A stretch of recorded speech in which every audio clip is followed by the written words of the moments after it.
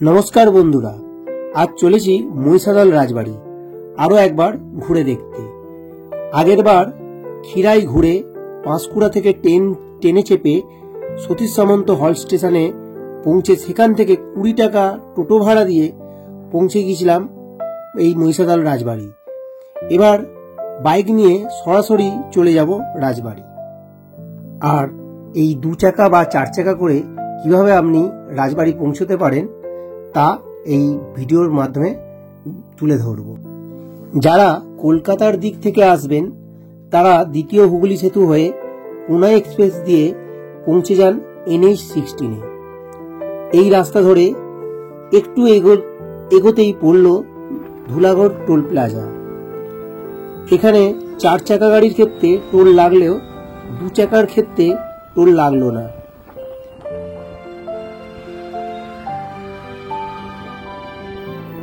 আজ রবিবার হওয়ায় রাস্তাঘাট প্রায় ফাঁকাই আছে, তাই বাইক চালাতে একটু বেশিই ভালো লাগছে।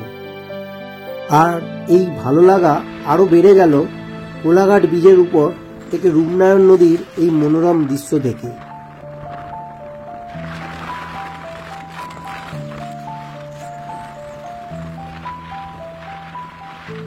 এই সুন্দর পরিবেশকে আরো একটু বেশি উপভোগ করার জন্য ব্রিজ পার করেই গাড়ি দাঁড় করিয়ে দিলাম রাস্তার এক ধারে। এখান থেকে সেরে নিলাম সকালের চা ও জল খাবার। আবারও বাইক স্টার্ট দিলাম।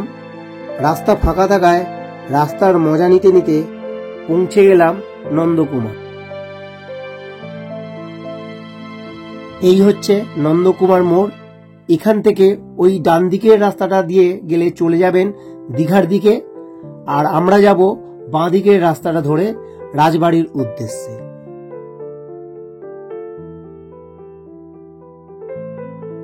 পাঁচ কিলোমিটারের মতন আসার পর আবার একটি মোড় পড়ল। এখান থেকে ডান দিকে নিতে হবে, আর এই ডান দিকের রাস্তা ধরে আরো 3 কিলোমিটারের মতো গাড়ি চালিয়ে আসার পর রাস্তার ধারে ডান দিকে দেখতে পাচ্ছি মহিষাদল কলেজ। তার মানে প্রায় পৌঁছে গেছি। আর বলতে বলতে এসে গেলাম রাজবাড়ির গেটে। গেট দিয়ে ঢুকলেই দেখতে পাওয়া যাচ্ছে যে ডান দিকে অনেকগুলি 4 চাকা গাড়ি পার্কিং করা আছে, আর এই বাঁ দিকে 2 চাকা গাড়ির পার্কিং। আর এই পার্কিং এর আগেই আছে পুরুষ ও মহিলা শৌচাগার। বাইক পার্কিং করে চললাম উল্টো দিকে থাকা টিকিট কাউন্টারের দিকে। এখানে দিতে হলো বাইক পার্কিং এর জন্য 5 টাকা, আর সংগ্রহশালা ঘুরে দেখার জন্য 20 টাকা প্রবেশ মূল্য। এবার পায়ে পায়ে চললাম রাজবাড়ির দিকে।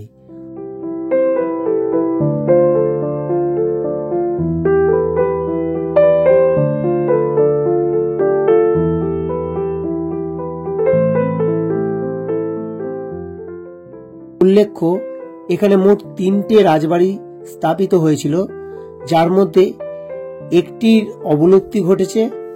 বর্তমানে 2টি রাজবাড়ি রয়েছে।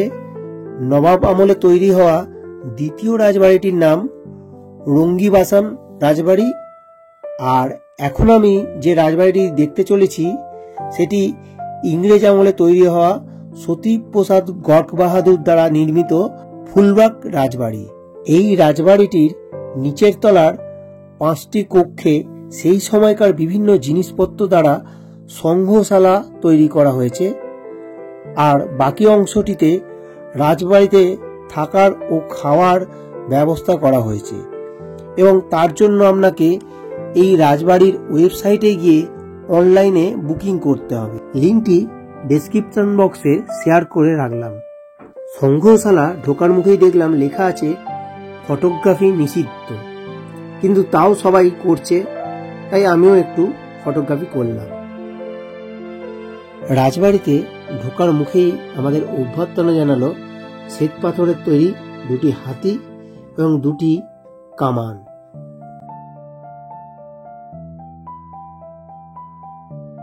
এরপর ডান দিকের বারান্দায় চোখে পড়ল সেই সময়কার ব্যবহৃত পালকি। ঘরের ভেতর দেখতে পাচ্ছি এক রাজকীয় খাট, যে খাটে উঠতে সিঁড়ি লাগে, ওই যে সিঁড়ি লাগানো খাট।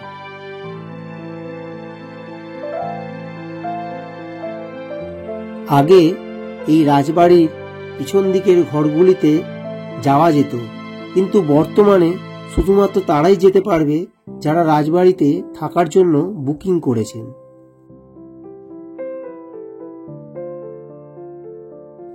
সংগ্রহশালার প্রথম কক্ষে দেখতে পাচ্ছি সোফা, চেয়ার, ড্রেসিং টেবিল, মুদ্রা, বিভিন্ন রকমের টুপি, সৈন্যদের পদক, পুরানো টেপ রেকর্ডার ইত্যাদি।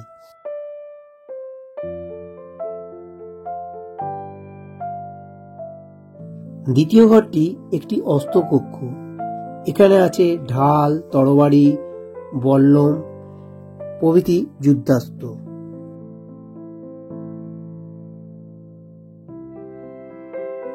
তৃতীয় কক্ষটি একটি গ্রন্থাগার।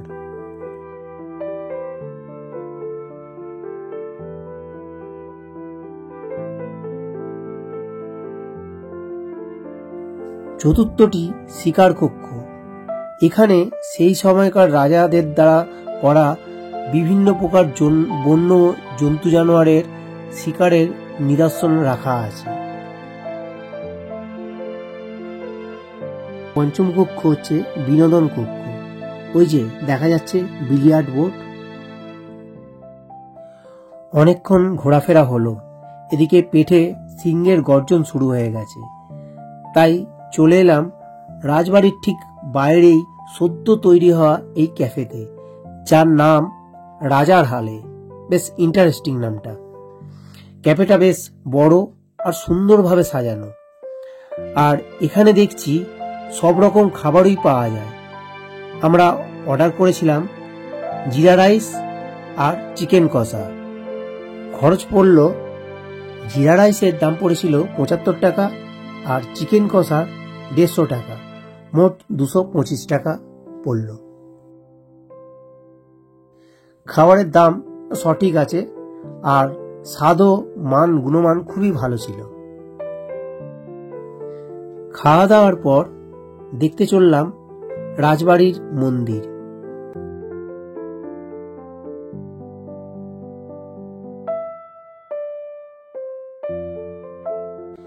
যাবার পথে পড়ল এই ঝাউবন। শীতকালে এখানে অনেকেই পিকনিক করতে আসে।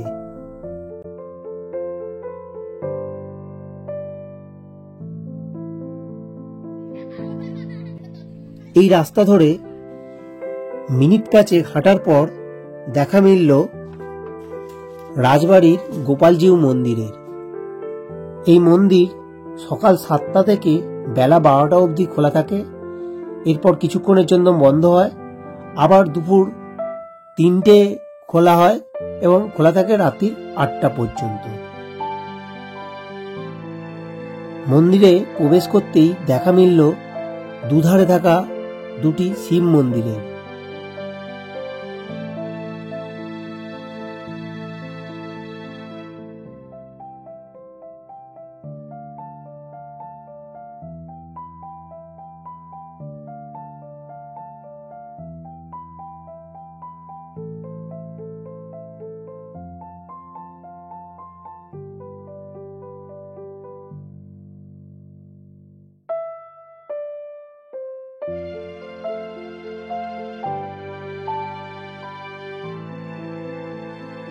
এই হলো গোটা মন্দির চত্বরটি, যার চারদিকে সবুজের সমারোহ।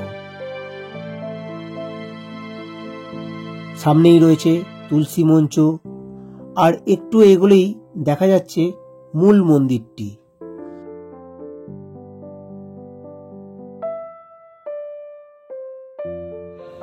ভেতরে রাধাকৃষ্ণের পূজা চলছে।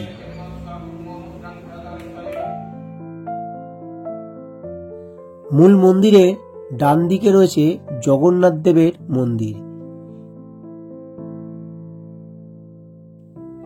এখান থেকে বেরিয়ে দেখা যাচ্ছে দ্বিতীয় ভগ্ন রাজবাড়িটি সিংহদুয়ার। ওইদিকে 2 মিনিটের মতো হাঁটার পর চোখে পড়ল রঙ্গিবাসান রাজবাড়ি।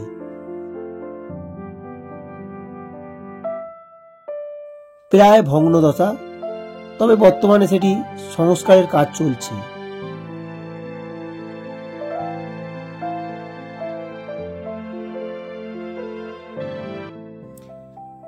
এখানে দেখা শেষ করে আবারও বাইক নিয়ে চললাম এখান থেকে 9 কিলোমিটার দূরে গেওখালি উদ্দেশ্যে।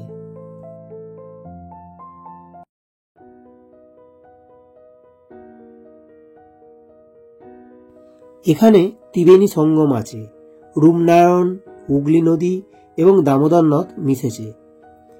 এই গেওখালি ফেরিঘাটের উল্টো দিকে গাদিয়াড়া ফেরিঘাট, তাই ইচ্ছে করলে এখান থেকে গাদিয়াড়াও ঘুরতে যাওয়া যেতে পারে।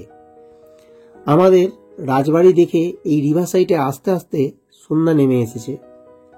চারিদিক কুয়াশায় ঢেকে যাওয়ায় আর কিছু দেখা সম্ভব নয়, তাই এবার বাড়ি ফিরে যাব। শীঘ্রই দেখা হবে আবার অন্য কোনো এক জায়গায়।